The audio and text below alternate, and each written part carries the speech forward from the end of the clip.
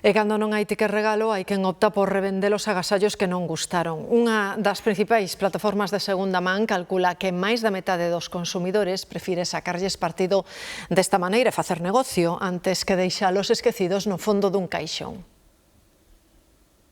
Penso que nunca vendería un agasallo que unha persoa me tivera feito. Non me gustaría que si regalo algo que o revendan. Revender os agasallos que non gustaron é unha opción que cada vez ten máis predicamento e é que esta práctica ten tamén as súas vantaxes. É mellor que tiralos á basura ou guardalos no caixón, claro que sí. É unha segunda vida e non queda escondido no armario. Podes ti obter un beneficio e para os demais que poden comprar máis barato do que está en tenda. Si le sacas partido al dinero que te ganes, pues bueno.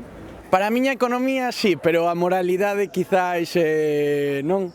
Esa é outra das arestas do asunto. Eu creo que revender está un pouco feo, non? Polo menos tan instantaneamente recén recibidos, igual aparentar un pouco. É que non se entera outra persona.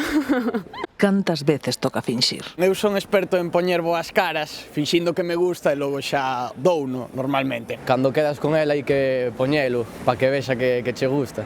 A realidade é que o 52% dos españois revende os agasallos, unha cifra que chega ao 72% se falamos da mocidade. Esta práctica está xa bautizada. É o regifting, un ritual post-Nadal que reporta uns 87 euros de beneficio, 127 se falamos dos máis novos. É un diñeiro que tes para ti, para os teus gastos, para disfrutar, e eu penso que está ben. Además, tiven o visto bo da miña familia e o fixen, a verdade. A ver, si visto así, sí.